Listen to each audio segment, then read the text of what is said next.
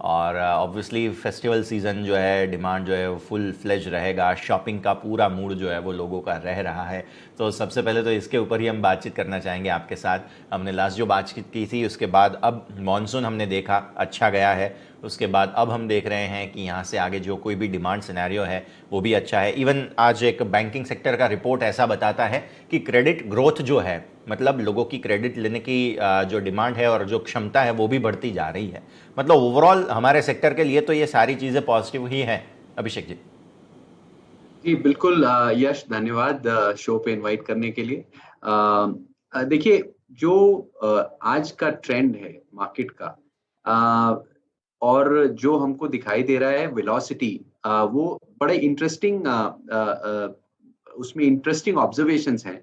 दो चीजें जो उभर के आ रही हैं क्लियरली, कि ये जो यंग मिलेनियल्स हैं इन्होंने खरीदारी काफी जोर शोर में शुरू कर दी है। और मैं इसका एक एग्जांपल देता हूं, जबकि इसमें कुछ भी, मैं एक भी नया न्यू लॉन्च की बात नहीं कर रहा हूं। हमारे सस्टेनेंस प्रोजेक्ट्स में ही पिछले 12 से 15 महीनों में खरीदारी जो है मिलेनियल्स ने डबल कर दी है। इसका मतलब है जो कंट्रीब्यूशन 8-9% पे था हमारे सेल्स में, उसमें 17 टू 18% मिलेनियल्स का कंट्रीब्यूशन हो गया है। दूसरा एक बड़ा इंटरेस्टिंग ट्रेंड है जो अपग्रेड का है, और जो एज 35 से लेके 45 के ईयर्स के बीच की एज है, उसमें भी एक अपटिक हुआ है परचेज में, जो कि अपग्रेड का परचेज है। और ये जो वेलोसिटी हम देख रहे हैं सस्टेनेंस में ही, न्यू लॉन्चेस तो आप देख ही रहे हैं कि जैसे आ रही हैं वो बहुत ही अच्छा कर रही हैं, क्योंकि ready to move in inventory तो खत्म ही हो चुकी है। लेकिन जो सस्टेनेंस ऑन गोइंग प्रोजेक्ट है उसमें भी वेलोसिटी काफी अच्छी है। और मुझे लगता है ये कमिंग फेस्टिव सीजन में ये ट्रेंड जारी रहेगा। इनफैक्ट ये जोर पकड़ेगा, क्योंकि सभी डेवलपर नए लॉन्चेस लेके आएंगे, और मार्केट में फेस्टिव सीजन में जनरली एक ऑस्पिशियस पीरियड होता है जिसमें खरीदारी बढ़ती है। तो ये जो ट्रेंड है इकोनॉमिक एक्टिविटी की वजह से कंटिन्यू रहेगा, और मुझे लगता है कि ये खरीदारी और जोर में पकड़ेगी। और कुछ ही डेवलपर्स रह गए हैं कंसोलिडेशन की वजह से, तो हर डेवलपर अपने हिसाब से लॉन्चेस लेके आएगा। और जहां तक पूर्वांकर का सवाल है, हम ऑफ कोर्स हमारी एक बहुत स्ट्रांग पाइपलाइन है लॉन्चेस की, जो कि हम लेके आने वाले हैं। अब सर बिजनेस जो सिनेरियो है आपने ऑलरेडी अच्छे से समझाया। मैं थोड़ा सा इसलिए समझना चाह रहा था बिकॉज़ रियल एस्टेट के डिमांड बहुत ज़्यादा है। प्राइसेस हम देख रहे हैं, ऑब्वियसली डिमांड और सप्लाई का जो सिनेरियो है उस हिसाब से प्राइसेस भी उसी रेशो के हिसाब से ऊपर बढ़ते जा रहे हैं। तीसरी चीज़ रॉ मटेरियल प्राइस एक्शन, वो सब भी बढ़ता हुआ है। अभी भी मतलब कम हो रहा है, कहीं कहीं पे कमोडिटी प्राइसेस कम हुए हैं, लेकिन फिर भी उतना फ़र्क नहीं पड़ा है। तो इन सबको देखते हुए पहले तो एक सिनेरियो समझाइए सर कि अर्निंग्स पे कैसा असर आता हुआ देख सकते हैं हम, और उसके बाद फिर इन डेप्थ आगे हम चर्चा करें। अभिषेक जी। देखिए, अर्निंग्स का जहां तक सवाल है, प्राइस अप्रिसिएशन, मुझे लगता है ये प्राइस अप्रिसिएशन का ट्रेंड कंटिन्यू रहेगा। इसलिए कंटिन्यू रहेगा क्योंकि प्राइस और डिमांड के बीच में, सप्लाई और डिमांड के बीच में आज गैप है। और रेडी टू मूव इन, जैसे मैंने बताया, प्रीटी मच खत्म हो चुकी है। और हालांकि हम बोलते हैं कि प्राइस अप्रिसिएशन से डिमांड पे इम्पैक्ट पड़ता है, लेकिन वो दिखाई नहीं दे रहा है आज की डेट में। इसलिए नहीं दिखाई दे रहा है क्योंकि काफी हेडरूम है। मैं एक एग्जांपल देता हूँ। ट्रेडिशनली जो परसेंटेज रियल एस्टेट एसेट का होता है किसी की भी इनकम में, आमतौर पे करीब 55% के आसपास कंट्रीब्यूशन होता है रियल एस्टेट सेविंग का। आज वो 45% पे है। मतलब 10% का हेडरूम है आज मार्केट में, जिसमें उतना और इन्वेस्टमेंट रियल एस्टेट में हो सकता है। तो लोग अब उसकी वजह से भी थोड़े बड़े घर भी खरीद रहे हैं, और वो जो ट्रेंड है प्राइस अप्रिसिएशन का, मुझे लगता है वो कंटिन्यू रहेगा। जहां तक इनपुट कॉस्ट का सवाल है, वो काफी स्टेबलाइज होता दिखाई दे रहा है। और हमारा जो प्राइस अप्रिसिएशन पास्ट में था वो प्रीटी मच कॉम्पनसेट कर चुका है जो भी इनपुट प्राइसेस की वजह से जो लॉसेस होने के चांसेस थे, तो वो तो गुंजाइश नहीं है। इनफैक्ट हमको लगता है क्योंकि वॉल्यूम्स बढ़ेंगे, और सभी डेवलपर अब आज की डेट में कोई ऐसा प्राइस इंक्रीज नहीं कर रहा है जिससे कि डिमांड पे कोई इम्पैक्ट आए। आई थिंक इंडस्ट्री भी एक मैच्योर स्टेज पे आ गई है। लेकिन वो जो नेचुरल ट्रेंड है प्राइस अप्रिसिएशन का, हर प्रोजेक्ट में लॉन्च से लेके कंप्लीशन तक, वो तो रहेगा ही। जो कि आप जानते हैं कि अगर किसी भी प्रोजेक्ट को लॉन्च किया जाए, तो लॉन्च स्टेज से कंप्लीशन स्टेज में 50 to 60% का अप्रिसिएशन जनरली मिलता है। इसकी वजह से जो बायर होता है उसको भी अप्रिसिएशन मिलता है और ऑफ कोर्स डेवलपर को मिलता है। तो मुझे लगता है कि मार्जिन स्ट्रांग रहेंगे वॉल्यूम्स की वजह से, और मुझे लगता है प्राइस अप्रिसिएशन ये कंटिन्यू रहेगा ट्रेंड की तरह। अब सर, अभी तक की हमने सिचुएशन को देख लिया, अब यहाँ से आगे की बात करते हैं। अभिषेक जी, फेस्टिव सीज़न बहुत बड़ा शॉपिंग फेस्टिवल एक तरीके से कहें, जैसे दुबई में शॉपिंग फेस्टिवल उनको करने पड़ते हैं, लेकिन हमारे यहाँ तो शॉपिंग फेस्टिवल ऑलरेडी रहते हैं और लोग 2 साल बाद बाहर निकले हैं तो भरपूर शॉपिंग की पूरे पूरे आसार हैं। आप पहले तो ये फेस्टिवल डिमांड के हिसाब से थोड़ा सा समझाइए सर कि किस प्रकार की प्रिपरेशन हमने की है, कोई आपकी स्पेशल योजनाएं वगैरह हैं कि नहीं कस्टमर्स को अट्रैक्ट करने की या उनको कुछ बेनिफिट देने की, तो इनके बारे में बताइए सर। जी बिल्कुल। देखिए, 2 चीज़ें हैं। हम क्या प्रोडक्ट मार्केट में ला रहे हैं। हमारे पास 3 तरह के प्रोडक्ट हैं। प्लॉटेड डेवलपमेंट है, पूर्वांकरा में लग्ज़री डेवलपमेंट है, प्रोविडेंट में डेवलपमेंट है, जिसमें एक टिकट वैल्यू को हम एड्रेस करते हैं। सो हम ये तीनों प्रोडक्ट कैटेगरी में प्रोजेक्ट्स ला रहे हैं, न्यू लॉन्चेस ला रहे हैं। तो एक एडवांटेज तो वो रहेगी कि उससे सेल्स अच्छी दिखाई देगी। दूसरी, जहाँ तक कस्टमर का सवाल है, ये सॉल्यूशन है।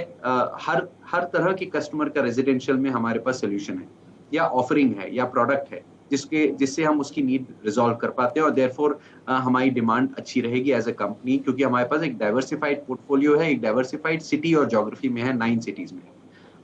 दूसरा ये है कि जहाँ तक कस्टमर की ऑफरिंग का सवाल है, उनके कन्वीनियंस के लिए हम दोनों ही इंटरेस्ट सबवेंशन, जिसमें कि इंटरेस्ट पे डिस्काउंट करके हम ऑफरिंग दे रहे हैं और पेमेंट प्लान्स दे रहे हैं, जिससे कि उनके लिए पेमेंट करने में कन्वीनियंट रहे इस फेस्टिव सीजन में। तो ये दोनों ही चीज़ है, प्रोडक्ट और प्रोडक्ट ऑफरिंग, जिससे कन्वीनियंट हो कस्टमर के बाइंग डिसीजन में, और वो अपने फंड्स की प्लानिंग अच्छे से कर सकें। ठीक है सर, तो ये सारी चीज़ें हैं जिनके बारे में हम यहाँ से आगे देखेंगे। अब जिस तरह से हम देख रहे हैं सिनेरियो, जो पेंट अप डिमांड है, वो सारी चीज़ें भी हमने देखी। पर्टिकुलरली यहाँ से आगे के लिए थोड़ी सी योजनाओं के बारे में चर्चा करते हैं, बिकॉज़ नए प्रोजेक्ट्स जो हैं, नए प्लान हैं, उनके बारे में ज़्यादा जानना ज़रूरी है एक कंपनी को समझने के लिए। तो अब किस प्रकार की योजनाएं आगे के लिए लेकर हम निकले हैं और कौन से प्रोजेक्ट्स, कौन से जियोग्राफीज़ रहेंगे जिनको ज़्यादा हम टैप इन करने की कोशिश करेंगे सर? जी, मेन तो इस साल में जो हमारे लॉन्चेस हैं, बैंगलोर में है, चेन्नई में है, पुणे में है, मुंबई में है, कोयंबटूर में है और कोची में है। इन मार्केट्स में मेन लॉन्चेस हमारे आएँगे, जो कि अब पेस पिकअप कर रहे हैं, और अगले 2 क्वार्टर में आप देखेंगे वो लॉन्चेस का सेल्स पे इम्पैक्ट, जिसमें प्लॉटेड, प्रोविडेंट और पूर्वांकरा तीनों के बीच में है। टोटल प्लान जो इस साल का है, फिस्कल ईयर का हमारा प्लान है, वो करीब 16 मिलियन स्क्वायर फुट का है, जिसमें से 6 मिलियन पूर्वांकरा में, 6 मिलियन प्रोविडेंट में और करीब 4 मिलियन स्क्वायर फुट पूर्वा लैंड में है।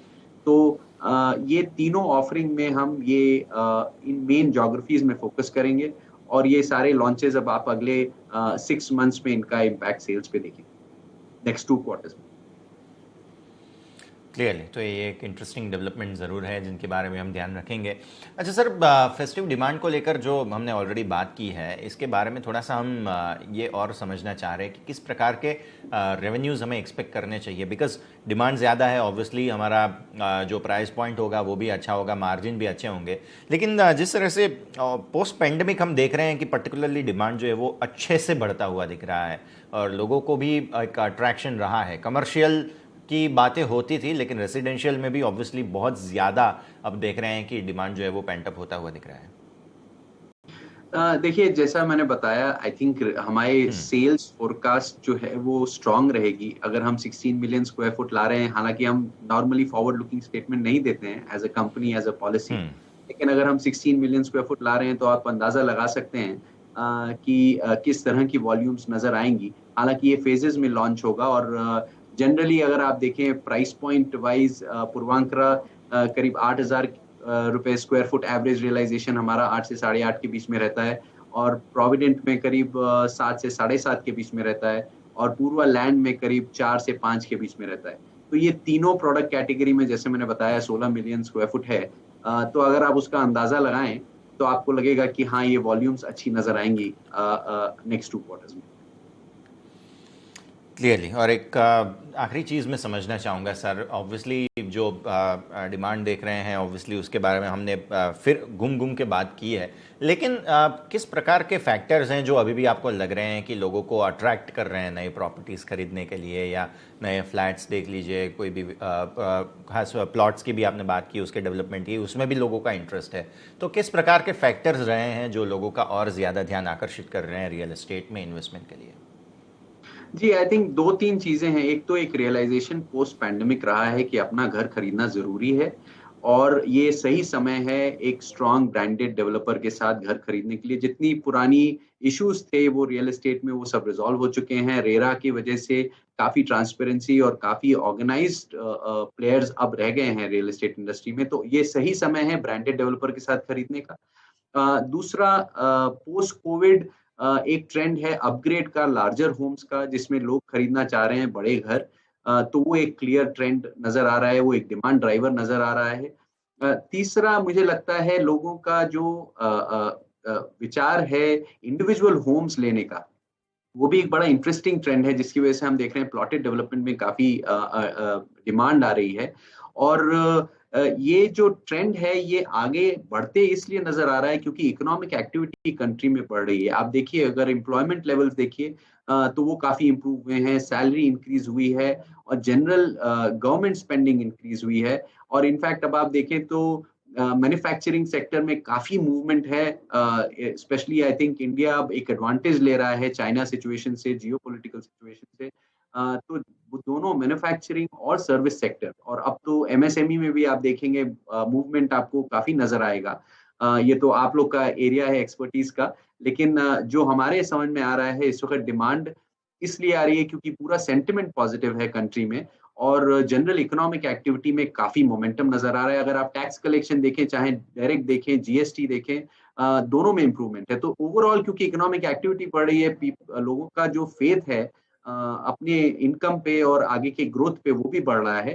तो लोग आगे बढ़ कर के अपने-अपने नीड और अपने हिसाब से बड़े घर लेना चाह रहे हैं। तो ये एक क्लियर ट्रेंड है और ये डिमांड ड्राइवर्स बिल्कुल मुझे लगता है कंटिन्यूड रहेंगे। आई थिंक ये डेकेड इंडिया का डेकेड है वर्ल्ड में और fastest growing economy I think ये जो है हम इसको पूरी तरह से कैपिटलाइज़ कर पाएँगे एज़ अ कंट्री।